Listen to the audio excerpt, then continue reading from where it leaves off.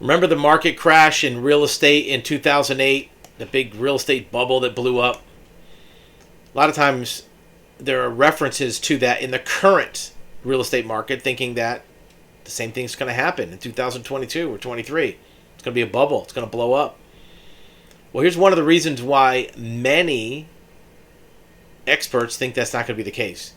Here's one of the hottest markets in the country, DFW, which is the Dallas market. One of the lowest percentages of underwater mortgages in the nation. This is what happened in 2008. Mortgages were underwater, meaning that people owed more on the house than it was worth.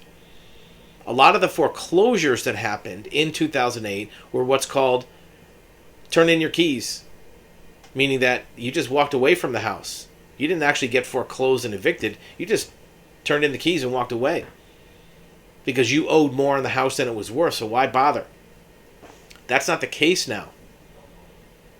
It's very rare to have a house be worth less than the mortgage because houses have gone up in value. Even if they go down in value 20, 30, 40%, which would be extremely unlikely, it'd be very difficult to have underwater mortgages. Why? Well, first of all, the real estate values have gone up. So even if you lose half of the increase, you're still going to be above where most people purchase their house.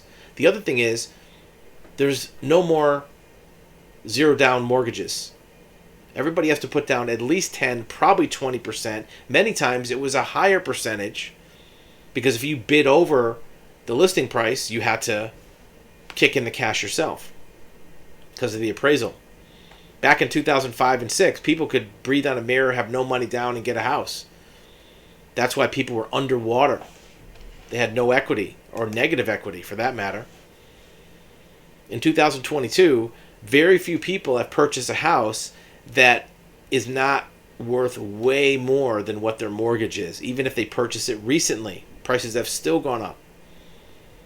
So that's going to keep people from having negative equity. Well, there's another reason you can get foreclosed, and that is if you can't afford the payments.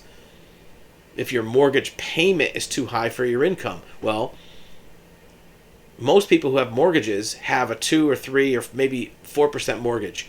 Only recently did mortgage rates go up to 5 or 6%.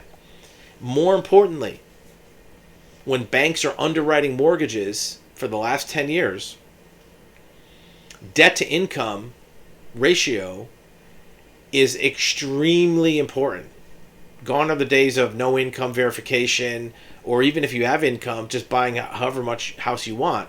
They're very strict on how much house you can buy based on your income. And if it's not like a third of your income goes to mortgage, you're probably not going to get approved.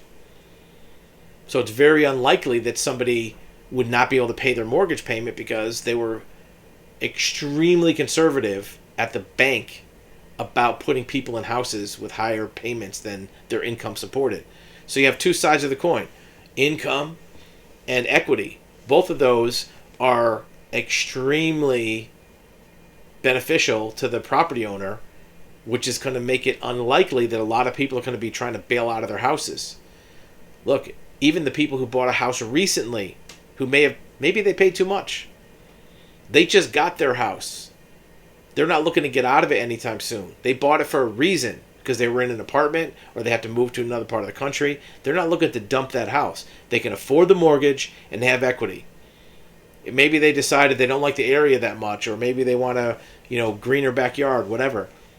But there's not that urgency to sell like there was when you're $200,000 upside down in the house, or you literally can't afford your payments. So there won't be the panic selling that there was in 2008 and 9, and the financial markets are much more resilient. You don't have the collateralized debt obligations that put the financial markets in a turmoil. These are all very heavily underwritten by the banks. So hopefully it gives you some peace that the market's probably not going to blow up. Are the prices high or out of line?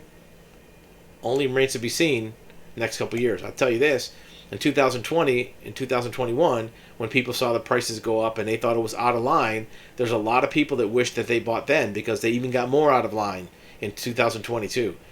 Even in the face of more inventory and people facing 6% mortgages, the prices aren't really going down. Some of the high asking prices are being shaved a little bit. There's less bidding wars, but the prices are not dropping like a stone down below 2021 or 2022 prices. They're staying right where they were.